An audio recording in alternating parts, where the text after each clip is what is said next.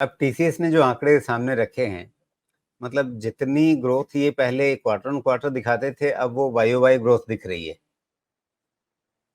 तो ऐसा कब तक हाँ, चलेगा? वो तो बेस बढ़ गया है, वैल्यूएशन बढ़ गया है, तो अभी लेकिन मेनली टाटा ग्रुप की कोई भी कंपनी उठा के देख लें तो वैल्यूएशन बहुत ज़्यादा मिल रहा है उनको, प्रीमियम वैल्यूएशन मिल रहा है।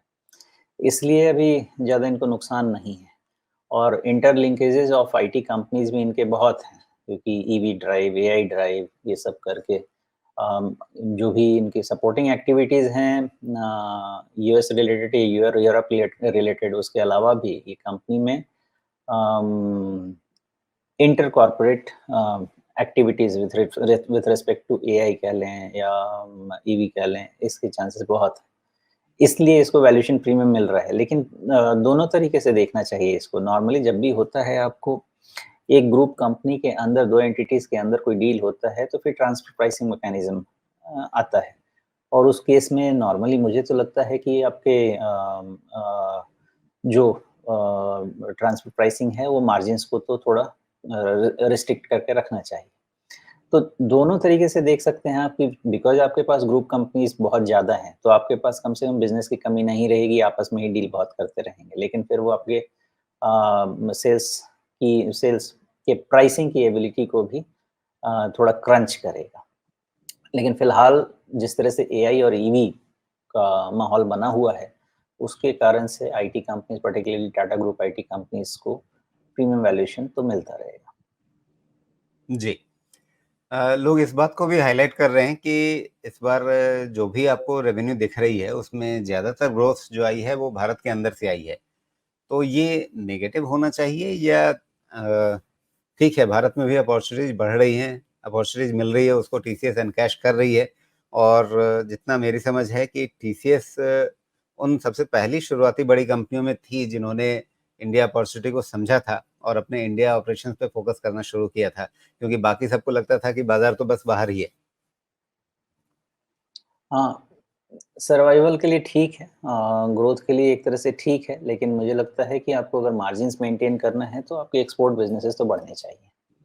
वहाँ पे मार्जिन्स बेटर रहेंगे। तो ऐसा है कि टैक्टिकली आप भारत में भी फ़ोकस कर सकते हैं बिकॉज़ भारत के अंदर में ही बहुत सारे डेवलपमेंट हैं आपके पास। लेकिन यूएस और यूरोप में बिज़नेस रहेगा, तो आपके पास मार्जिन अच्छे बनेंगे। ये बात ठीक है, लेकिन अभी तो यूरोप खुद ही स्ट्रगल कर रहा है, तो वहाँ पे कितना बिज़नेस ग्रोथ होगा? मेन यूएस का है, यूएस में बिज़नेस ग्रोथ हो सकता है, यूरोप तो खुद ही स्ट्रगल कर रहा है अभी बहुत ज़्यादा। तो भारत में जी, बिज़नेसेस बढ़ना अच्छी बात है, लेकिन मुझे लगता है एक्सपोर्ट बिज़नेसेस रहने चाहिए, अच्छे बेटर मार्जिन्स के लिए। जी।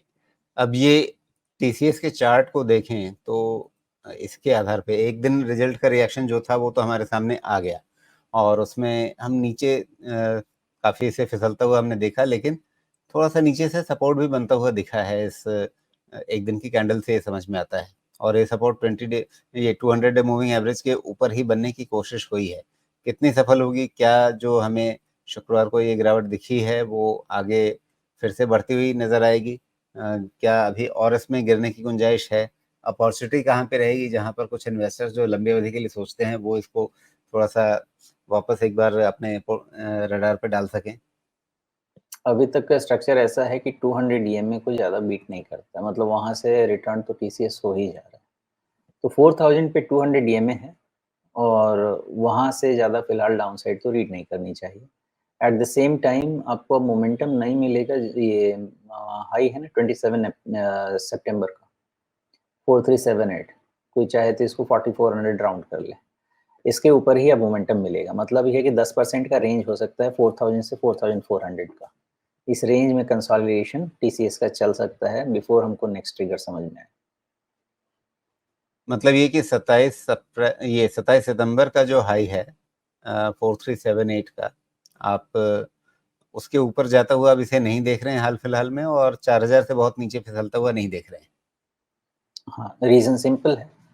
4000 200 डीए में ज़्यादा छोड़ता नहीं है टीसीएस। दूसरी तरह से रिज़ल्ट इतना भी खराब मतलब नहीं कह सकते, बिलो एक्सपेक्टेशन है लेकिन इतना खराब नहीं है कि 4000 पे तोड़ता हुआ दिखे और नहीं इतना कोई यूफ़ोरिया है फ़िलहाल कि ये 50 डीएमए के आसपास जो इसका टॉप बना 4400 के आसपास एक लोअर टॉप, वो लोअर टॉप निकालने के लिए अभी कोई जल्दबाजी करे, मेनली कंसोलिडेशन में जा सकता है। जी। और रिट्रेसमेंट भी देखें तो जो जून के बॉटम से लेकर के हाल-फिलहाल का टॉप है, इसका 61% भी आपका 3975 के आसपास ही आ रहा है। हाँ, वो भी साथ में मैच ही कर रहा है, ठीक ही बात है। जी।